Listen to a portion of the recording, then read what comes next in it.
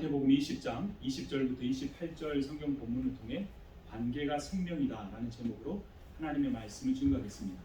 삶에서 가장 중요한 것이 무엇일까요? 삶에서 가장 중요한 것은 관계입니다. 관계가 생명입니다. 하나님과의 바른 관계에서 영원한 생명, 풍성한 생명이 흘러나옵니다. 우리의 구원을 결정하는 것이 하나님과 어떤 관계를 갖느냐에 달려있고, 우리 인생의 삶의 행복을 결정하는 것은 우리가 다른 사람과 어떤 관계를 유지하면서 살아가느냐에 달려 있습니다. 그래서 하나님의 관계만 아니라 사람과의 관계도 중요합니다. 여러분이 잘 아시는 것처럼 10계명도 1계명부터 4계명까지는 하나님과의 관계, 또 5계명부터 10계명까지는 사람과의 관계의 중요성을 말해줍니다. 그래서 예수 그리스도께서 우리의 신앙이란 하나님을 사랑하고 내 이웃을 내 몸과 같이 사랑하는 것이다 라고 말씀해 주셨습니다. 신앙에서도 인생에서도 관계가 가장 중요합니다. 그리고 어떤 사람의 인격이 능력을 통해서가 아니라 관계를 통해서 드러납니다. 어떤 사람이 돈을 버는 재능이 있어서 사업으로 성공했어도 자기 밑에서 일하는 사람들을 막 힘들게 해서 결국 떠나가게 만드는 사람도 있습니다. 어떤 사람이 교회에서 봉사를 열심히 하고 인정을 받아서 장로가 되고 권사가 돼도 사람들과의 관계가 좋지 않으면 교회에서조차 외롭고 고독함을 느끼게 됩니다. 돈을 많이 벌어서 부자가 되거나 공부를 많이 해서 명예를 얻어도 인간관계에서 성공하지 못하는 사람은 늘 외롭고 힘들 수밖에 없습니다. 내가 돈을 많이 벌고 더 큰 집을 소유하고 더 비싼 자동차를 산다고 이런 외로움의 문제는 해결되지가 않습니다. 인간관계에서 외롭지 않고 풍성한 교제를 누리고 살려면 내 입장에서가 아닌 상대방의 입장에서 생각하고 상대방을 먼저 배려하는 겸손한 태도가 필요합니다. 어떤 신문 기사에 한 부부의 이야기가 나왔습니다. 남편과 부인 모두 한국에서 유명한 대기업에 다닙니다. 두 사람이 버는 월급이 한 1,000만 원이 넘습니다. 근데 이 부부는 결혼한 지 몇 년이 지났는데도 아이를 가질 생각이 없습니다. 아이를 갖게 되면 부인이 최소 몇 년 동안 아이 때문에 직장을 다니지 못하기 때문입니다. 또 아이를 키우기 위해서는 양육비나 교육비와 같은 돈이 많이 들고 아이를 낳고 키우는 과정에서 돈만 아니라 끝없는 관심과 헌신과 희생을 해야 하기 때문입니다. 이 부부의 꿈은 그래서 서울 중심 지역에 한강을 내려다볼 수 있는 고급 아파트를 사는 것입니다. 많은 한국 사람들의 꿈이기도 합니다. 이 부부는 아이를 낳고 기르는 데 사용할 돈으로 더 좋은 옷과 더 비싼 차를 사고 아이를 낳고 기르는 데 사용할 열정을 자기 개발에 사용하기로 했습니다. 그들은 사랑하는 배우자를 통해서 낳은 아이를 키우는 기쁨 대신에 한강을 바라볼 수 있는 아파트를 소유하고 고급 백화점에서 더 많은 것들을 소비하는 인생을 선택했습니다. 한 철학자는 소유냐 존재냐라고 하는 책을 썼습니다. 이 책에 따르면 현대인들은 점점 더 존재보다는 소유를 선택하고 있습니다. 관계 중심의 삶과 반대되는 자기중심적, 이기적 삶을 추구합니다. 다른 사람을 배려하고 돕는 삶이 아닌 이기심과 개인적인 욕망을 추구하며 삽니다. 사람들은 과학기술이 발전하면 삶이 더 편해지고 좋아질 거라고 생각했지만 실제로는 정반대 현상이 나타나고 있습니다. 자동차가 우리에게 멀리 원하는 대로 갈 수 있는 편리함을 주지만 대중교통을 이용하면서 이웃 사람들과 소통하는 관계는 점점 사라지게 합니다. 스마트폰이 멀리 있는 사람, 심지어 외국 사람과도 언제 어디서든 대화할 수 있게 해주었지만 가까운 가족과는 식사하는 중에도 소통하거나 대화하는 것을 방해합니다. 우리가 이런 자동차나 스마트폰이나 컴퓨터를 버릴 수는 없지만 이런 것들이 우리를 깊은 인간관계를 갖지 못하게 하는 것에서부터는 우리가 막아야 하는 것입니다. 소유가 존재를 소외시키지 않게 하기 위해서 노력해야 하는 것입니다. 조금 더 편리한 삶을 살려고 하기보다 조금은 더 불편하더라도 인생에 대해서 깊이 생각해보고 관계를 중요시하고 내 주변에 있는 사람들 조금씩 더 알아가려고 하는 삶을 추구해야 합니다. 왜냐하면 하나님께서 우리를 혼자 살아가게 만들지 않으시고 서로 교제하면서 살아가는 존재로 만드셨기 때문입니다. 우리가 보통 하나님 형상대로 창조되었다라고 말하죠. 그 말 자체가 우리를 교제하는 존재로 지으셨다라는 그런 의미입니다. 그래서 일상의 삶이든 신앙생활의 삶이든 가장 중요한 것은 관계입니다. 오늘 보면 마태복음 20장에서 이 두 가지 관계가 등장하는데 포도원에 일하러 온 품꾼들의 관계와 예수님을 따르는 12명의 제자들의 관계에 대해서 말해주고 있습니다. 먼저 이 포도원에 일하러 온 사람들은 일용직 노동자들입니다. 하루 벌어서 하루 먹고 사는 겁니다. 예수님 당시에 팔레스타인 지역에서 일용직 노동자는 매우 가난했습니다. 고정적인 직장에서 일하지 못했고 월급을 받는 안정적인 삶이 아니었습니다. 매일 새벽 노동직 시장에 나가서 그날 자신을 일하게 해줄 사람을 애타게 기다려야 했습니다. 운이 좋아서 그날은 뽑혀서 일하러 가면 일당을 받고 저녁에는 자신을 기다리는 가족에게 먹을 것을 사가지고 갈 수가 있습니다. 그런데 운이 좋지 않아서 그날 일을 하지 못하게 되면 며칠 안에 양식이 떨어져서 가족들이 굶게 될 수도 있었습니다. 이런 상황에서 마태복음 20장에 보면 한 포도원의 주인이 나옵니다. 3절을 제가 읽고 4절을 같이 보겠습니다. 마태복음 20장 3절입니다. 그리고서 9시쯤에 나가서 보니 사람들이 장터에 빈둥거리며 서 있었다. 그들에게 말하기를 여러분도 포도원에 가서 일을 하시옵소서. 적당한 품삯을 주겠소 하였다. 포도원 주인은 그때만 아니라 이후에 정오에도 나가고 오후 5시에도 나가고 마지막으로 오후 5시에도 장터로 나갔습니다. 아직 일감을 찾지 못한 사람들이 있었기 때문입니다. 그들을 포도원으로 데려와 일을 시켰습니다. 그리고 이제 오후 6시가 되어서 일이 다 끝났습니다. 품삯을 나눠줄 때가 돼서 문제가 생겼습니다. 마지막 오후 5시에 와서 딱 1시간밖에 일하지 않는 사람도 아침 일찍부터 와서 일하는 사람들이 받기로 한 데나리온의 품삯을 받은 것입니다. 그러니까 다른 사람들이 놀랐죠. 그러면서 이런 기대를 했습니다. 나는 9시 왔으니까, 나는 8시 왔으니까 마지막 5시에 와서 일하는 사람보다 훨씬 더 많은 돈을 받게 되겠구나 라고 기대하고 상상하면서 즐거워했을 것입니다. 그런데 놀랍게도 아침 일찍부터 와서 일하는 사람들이 받은 돈도 오후 5시 와서 일하는 사람들이 받은 돈과 똑같은 한 데나리온이었습니다. 그러자 그들이 이렇게 불평합니다. 11절을 제가 읽고 12절을 같이 봅니다. 그들은 받고 나서 주인에게 투덜거리며 말하였다.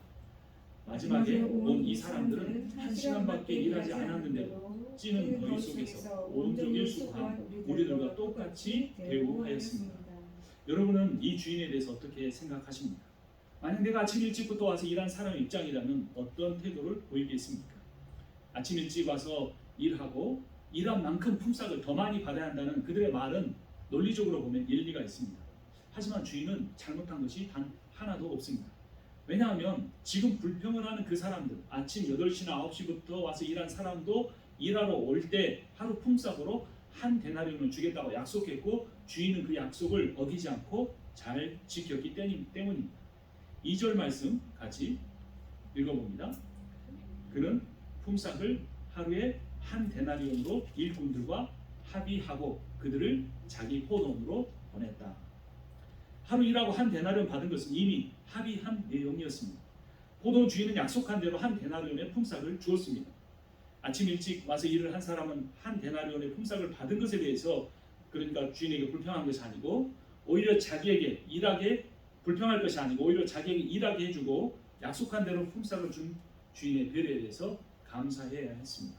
그런데 그가 포도원 주인에게 한 것은 감사가 아니고 불평이었습니다.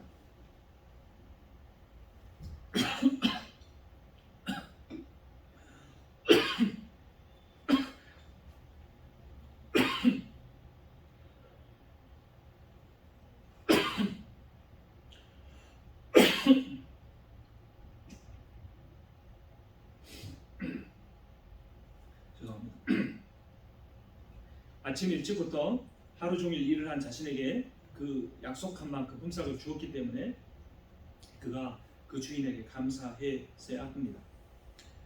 하지만 그는 그 주인의 호의에 감사하지 못했습니다. 그리고 자신보다 더 늦게 온 사람에게 베푼 주인의 더 큰 호의에 대해서 불평을 한 것입니다. 그는 아침만 해도 아무도 자신에게 일을 시켜주지 않으면 자신만 기다리고 있는 가족들에게 어떻게 할까 하며 저녁에 먹을 것을 걱정하고 있었던 자신의 그 처량했던 모습을 잊어버리고 말았습니다. 7절 본문 다시 한번 7절 본문 같이 읽겠습니다. 그들이 그에게 대답하기를 아무도 우리에게 일을 시켜주지 않아서 이러고 있습니다. 그래서 그는 당신들도 포도원에 가서 일을 하시오 하고 말하였다. 포도원 주인이 자신에게 일을 맡겨줬던 그 아침에 얼마나 기뻤을까요? 아무도 자신에게 일을 시켜주지 않는 그때 자신을 택하여 부르고 일하라고 자비를 베풀어준 주인에게 참 기쁘고 감사했을 것입니다. 하지만 오후가 되고 집에 갈 무렵에는 그가 자신이 받은 품삯과 늦게 와서 조금 일하고 받은 사람의 품삯을 비교하는 어리석은 행동으로 인해 감사를 불평으로 바꾸고 말았습니다. 우리의 인생에서도 감사가 불평으로 바뀌어질 때가 있습니다. 그리고 그 지점을 정확히 우리가 짚어보고 돌이켜보면 그것은 비교라는 사실을 알 수 있습니다. 여러분, 관계가 생명인데 좋은 관계를 가지려면 우리가 비교하지 않아야 합니다. 비교를 왜 합니까?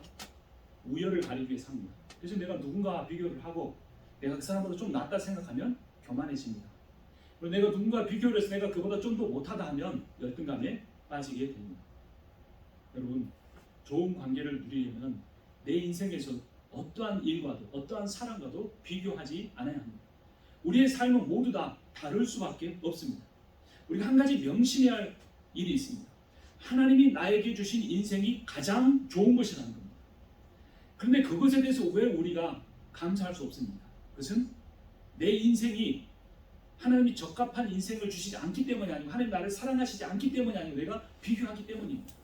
만약 우리의 인생이 아무리 힘들다고 해도 여러분, 나라를 잃고 전쟁 가운데 있는 우크라이나 국민들만 하겠습니까? 지진으로 모든 집과 터전을 잊어버리고 가족을 잃어버렸는데도 그 폐허더미에서 시신조차 찾지 못한 튀르키예 국민들보다 더 하겠습니까?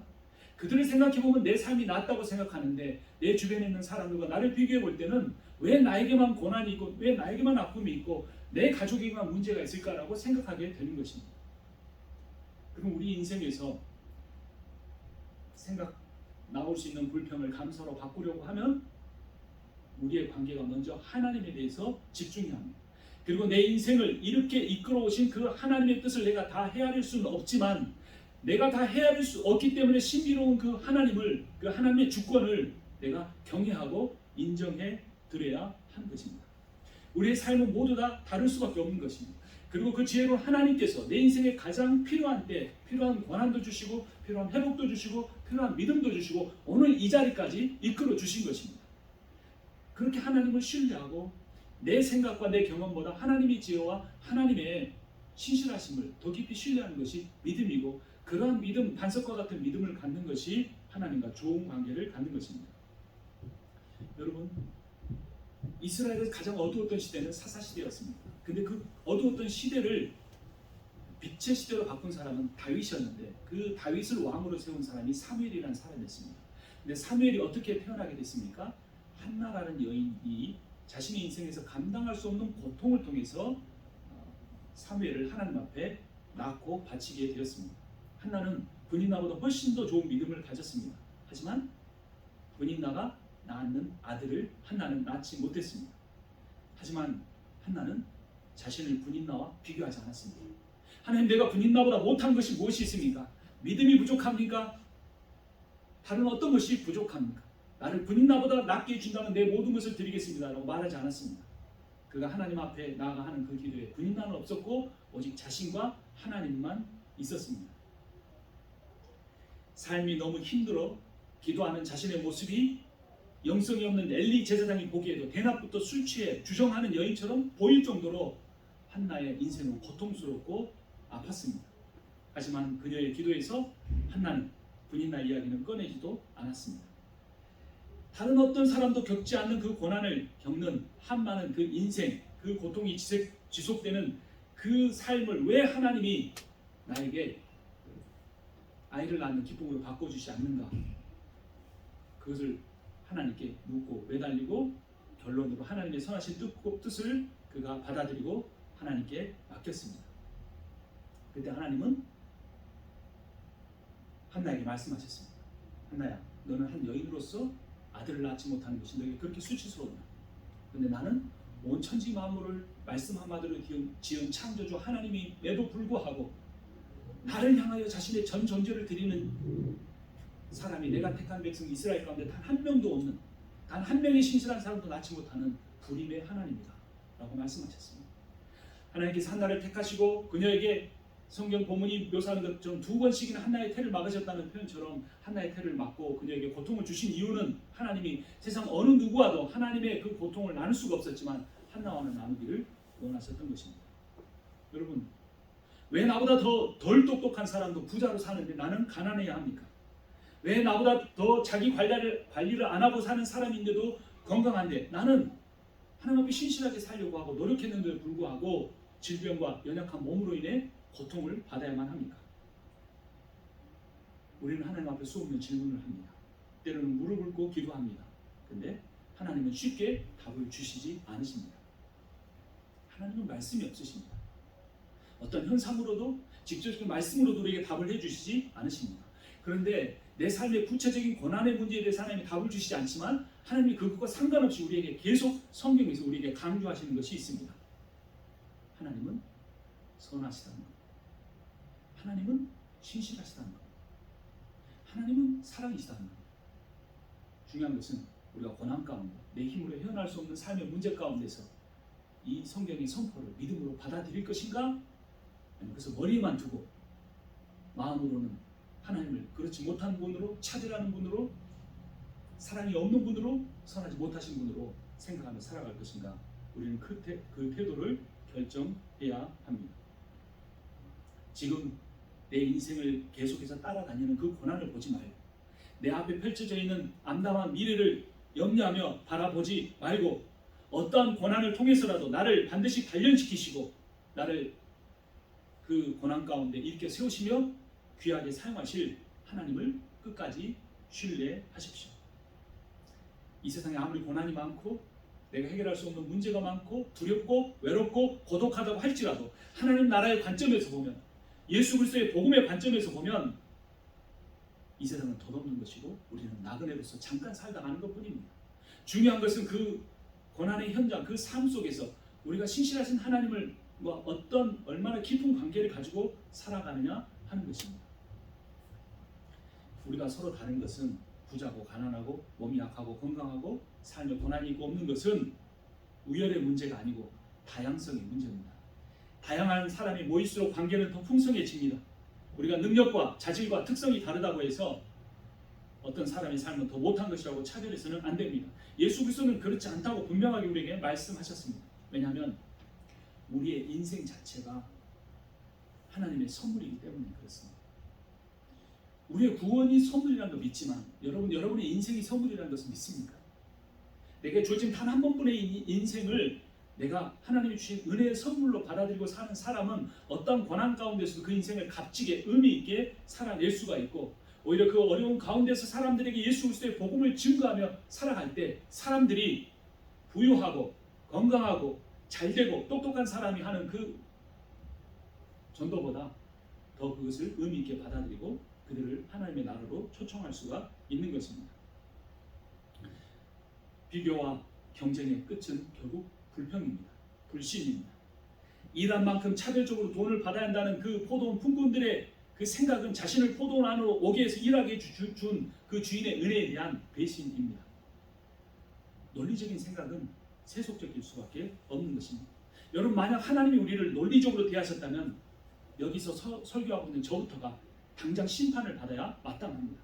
그러나 하나님은 단 한 번도 인간 임상훈, 목사 임상훈을 논리적으로 대하지 않으시고 처음부터 끝까지 지금까지 계속해서 은혜로 대해주셨기 때문에 아직도 사역하고 있고 아직도 살아가고 있습니다. 에베소서 2장 8절을 보면 여러분은 믿음을 통하여 은혜로 구원을 얻었습니다. 이것은 여러분에게서 난 것이 아니요 하나님의 선물입니다. 행위에서 난 것이 아닙니다. 그러므로 아무도 자랑할 수 없습니다. 여러분, 우리가 우리 인생에 자랑할 수 없다는 것이 축복입니다. 나는 자랑할 것이 없기 때문에 예수의 복음만 자랑할 수 있다고 말할 수 있기 때문에 그런 것입니다. 포도원 품꾼들이 자신을 그 포도원이라는 일터로 불러주신 포도원 주인의 은혜를 잊어버릴 때 비교하게 되었고 비교가 감사를 불평으로 바꾸고 말았습니다. 예수님의 제자들의 모습도 포도원의 품꾼들의 모습과 별로 다른 점이 없었습니다. 그들은 예수님의 제자로 부름을 받은 사실에 감격하지 못했습니다. 감사하지 못했습니다. 그리고 다른 제자들보다 내가 예수님의 인정을 더 받고 더 높은 지위를 갖기를 원했습니다.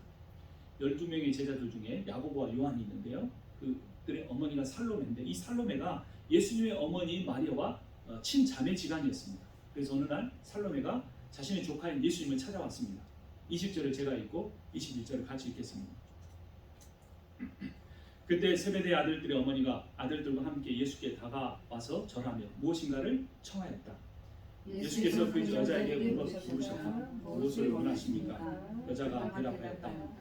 나의 이 두 아들을 선생님의 나라에서 하나는 선생님의 오른쪽에 하나는 선생님의 왼쪽에 앉게 해 주십시오. 살로메는 예수님을 조카인 예수님을 선생님이라고 불렀습니다.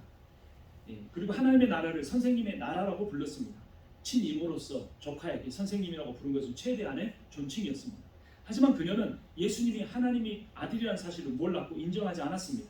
살로메는 예수님께서 이스라엘의 나라를 다윗 왕이 다스릴 때처럼 정치적으로 민족적으로 강하고 부유한 나라로 세울 것이라고 믿었습니다. 그래서 예수께서 예루살렘에 들어가면 그런 나라를 세울 것이고 그 나라에 들어갔을 때 예수님 다른 사람 말고 이 야고보 요한이 예수님의 사촌들이 아닙니까? 그들을 예수님의 오른편에 왼편에 앉게 해주십시오.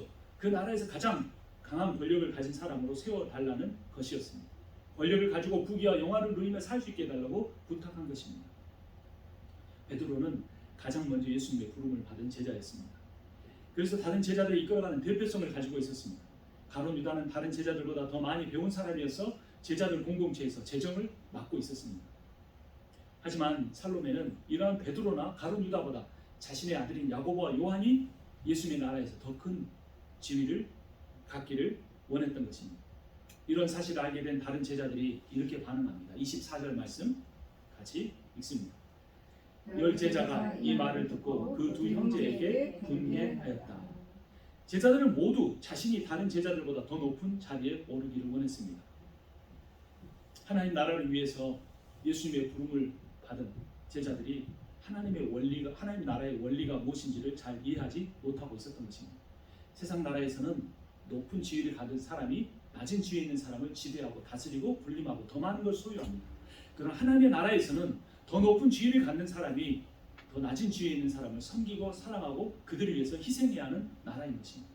예수님과 3년 반을 따라다니고 모든 기적과 표적을 다 보고 예수님의 말씀을 듣고 다른 무리들은 듣지 못했던 그 비유에 대한 해설까지 다 들었던 이 제자들이 가치관, 인생의 비전이 전혀 세상 사람들과 달라지지 않은 것입니다. 그래서 예수께서 하나님 나라에 대해서 이렇게 정리하십니다. 26절을 제가 읽고 27절을 같이 봅니다. 그러나 너희끼리는 그렇게 해서는 안 된다. 너희 가운데서 위대하게 되고자 하는 사람은 누구든지 너희를 섬기는 사람이 되어야 하고 너희 가운데서 으뜸이 되고자 하는 사람은 너희의 종이 되어야 한다. 오늘 설교의 제목이 관계가 생명이라는 것입니다. 이 말에 반대하는 사람 아무도 없을 것입니다. 관계가 중요하다. 근데 여러분이 추구하는, 우리가 추구하는 관계는 어떤 것입니까? 내가 다른 사람에게 섬김을 받는 것입니까? 내가 다른 사람 섬기는 겁니까? 내가 다른 사람에게 인정받는 것입니까? 내가 그들에게 인정받지 못하더라도 내가 그들 밑에 무릎을 꿇을 수 있는 것입니까? 예수님은 낮아지는 자, 종된 자, 섬기는 자, 멸시받는 자, 천대받는 자, 고난당하는 자, 고통받는 자, 질병을 겪는 자가 하나님 나라에서 큰 자라고 분명하게 말하고 있습니다. 이러한 역설이 어디 있습니까? 이런 모순이 어디에 있습니까? 그런데도 우리가 그런 예수를 믿는다고 교회 안에 이렇게 많이 모여서 큰 건물을 짓고 여러 가지 일들을 하는 것을 보면 참 신기한 일입니다.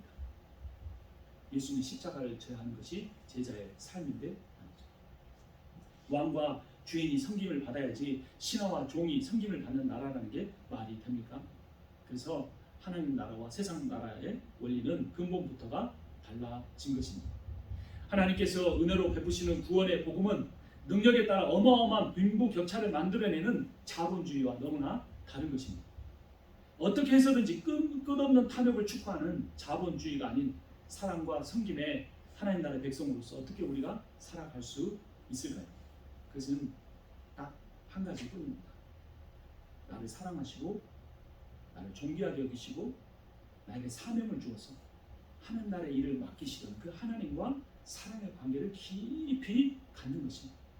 하나님과의 그 사랑의 관계가 뿌리가 얼마나 깊이 내렸는가에 따라서 우리는 아파도 하나님을 위해 기뻐할 수 있고 우리가 가난해도 하나님을 의지하고 신뢰할 수 있고 우리의 미래가 불투명하고 외롭고 힘들어도 그 하나님과 깊은 관계를 통해 우리는 생명을, 영원한 생명을, 풍성한 생명을 누리며 살아갈 수 있는 것입니다. 포도원 품꾼과 예수님의 제자들이 잃어버린 것이 있습니다. 그것은 뭐냐면 주인의 부르심입니다. 하나님의 소명입니다. 이것이 포도원 품꾼들로 하여금 가슴 뛰게 만들어야 했고 예수님의 제자들로 하여금 세상에 어떤 고난을 당하더라도 기쁨의 근원이 되어야 했습니다. 여러분, 우리가 가지려고 하는 기쁨의 근원은 어디에 있습니까? 그 기쁨의 근원이 하나님과의 관계에 있습니까? 하나님의 부르심에 있습니까? 하나님은 우리를 부르셨습니다. 지난주 설교 말씀이 나를 따르라고 한 예수님의 명령이었습니다.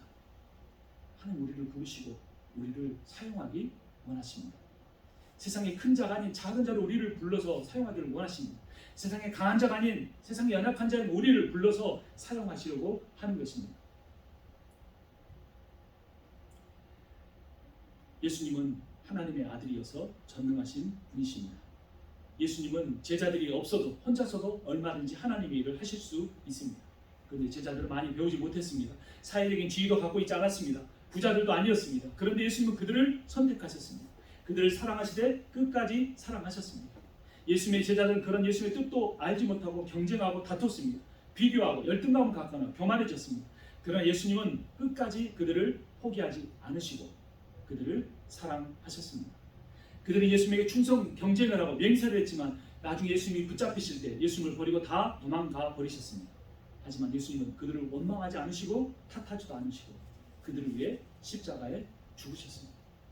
여러분, 세상 사람들이 다 나를 기쁘게 못해줘도 세상 사람들이 나와 다 기쁜 관계에 들어오지 못해도 예수 그리스도만큼은 나를 위해서 십자가에 죽으신 그 예수 그리스도만큼은 나를 포기하지 않으시고 나를 버리지 아니하시고 나와 동행하며 살기를 원하십니다. 이사야 43장 1절 이하를 보면 이렇게 하나님이 말씀하십니다. 그러나 이제 야곱아 너를 창조하신 주님께서 말씀하신다. 이스라엘아 너를 지으신 주님께서 말씀하신다. 내가 너를 속량하였으니 두려워하지 말아라. 내가 너를 지명하여 불렀으니 너는 내 것이다.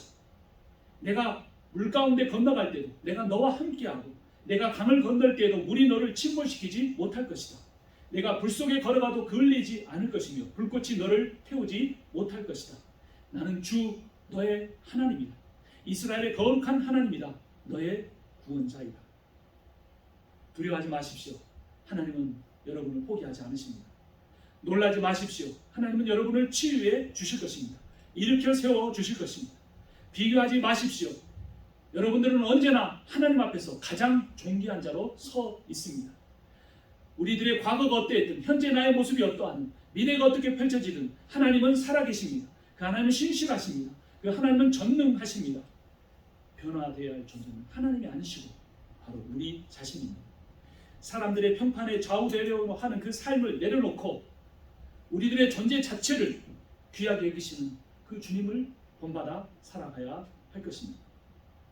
그렇게 하나님과 신실한 관계를 맺는 사람은 사람들과의 관계도 달라집니다. 내가 겸손해지면 사람들이 나를 인정해 주기 시작합니다. 내가 사랑하기 시작하면 나의 인간관계가 풍성해지기 시작할 것입니다. 여러분, 인생에서 가장 중요한 것은 관계입니다. 그리고 그 관계의 핵심은 하나님의 변함없는 사랑입니다. 이 변함없는 하나님의 사랑 외에 이 세상에 있는 어떤 부도 명예도 다 부질없고 영원하지 않습니다. 이 하나님과의 관계에서 은혜로 누리는 사랑을 또한 사랑과의 관계에서 실천하며 사는 인생이 가장 행복한 삶인 것입니다. 한 시를 읽어드리고 오늘 말씀을 마치려고 합니다. 내 마음이 메마를 때면 나는 늘 남을 보았습니다. 남이 나를 메마르게 하는 줄 생각했기 때문입니다. 그러나 이제 보니 메마르고 차가운 것은 남 때문이 아니라 내 속에 사랑이 없었기 때문이었습니다. 내 마음이 외로울 때 나는 늘 남을 보았습니다. 남이 나를 버리는 줄 생각했기 때문입니다. 그러나 이제 보니 내가 외롭고 허전한 것은 남 때문이 아니라 내 속에 사랑이 없었기 때문이었습니다. 내 마음에 기쁨이 없을 때면 나는 늘 남을 보았습니다. 남이 내 기쁨을 빼앗아 가는 줄 생각했기 때문입니다. 그러나 이제 보니 나에게 기쁨과 평화가 없는 것은 남 때문이 아니라 내 속에 사랑이 없었기 때문입니다.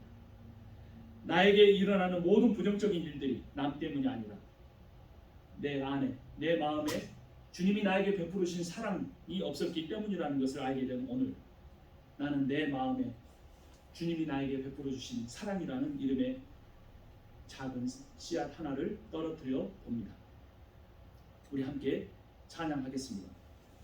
아무것도 두려워 말라. 주 나의 하나님이 지켜주시네. 놀라지 말라. 겁내지 마라. 주님 나를 지켜주시네. 기도하고 찬양하겠습니다.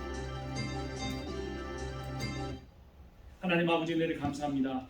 주님께서 오늘 우리에게 말씀하여 주신 대로 우리 인생의 가장 중요한 것이 관계임을 주님 앞에 고백합니다. 단 한 번도 나를 내 인생에 변함없이 신실한 모습으로 나를 사랑해 주셨던 주님, 이제부터 그 주님만 붙들고 살아가게 하여 주시옵소서. 예수님의 이름으로 기도합니다. 아멘. 이제는 우리 주 예수 그리스도의 은혜와 하나님 아버지의 크고도 놀라우신 사랑과 성령의 위로하시고 교통하시고 충만케 하시는 역사하심이 변함없는 사랑으로 나와 교제하며 살기 원하시는 그 하나님과 동행하며 살겠다고, 또한 그 동일한 사랑으로 이웃에 소외되고 힘든 사람들을 사랑하며 섬기며 살겠다고 다짐하는 모든 이들 가운데 지금부터 영원토록 함께 있기를 축원하옵나이다. 아멘.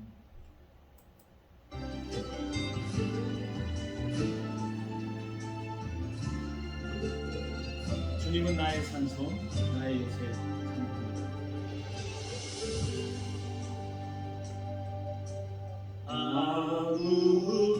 아무것도 두려워 말라. 주 나의 하나님이 지켜주시네. 놀라지 마라. 겁내지 마라. 주님 나를 지켜주시네. 아무것도 두려워 말라. 주 나의 하나님이 지켜주시네. 놀라지 마라.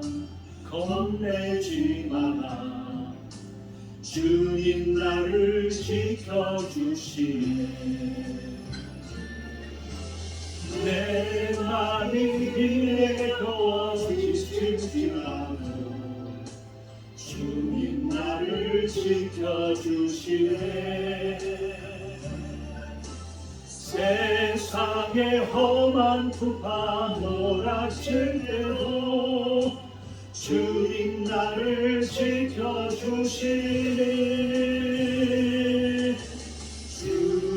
주님은 나의 산성, 주님은 나의 요새,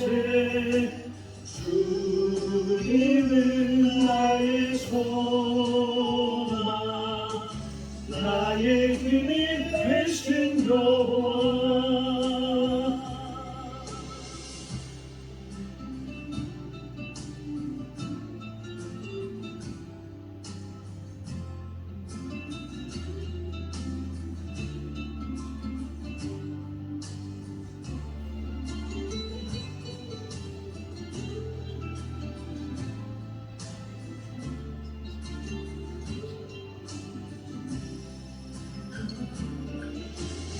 내 맘이 힘에 겨워 지칠지라도 주님 나를 지켜주시네. 세상의 험한 풍파 몰아칠 때도 주님 나를 지켜주시네. 주님은 나의 산성, 주님은 나의 요새, 주님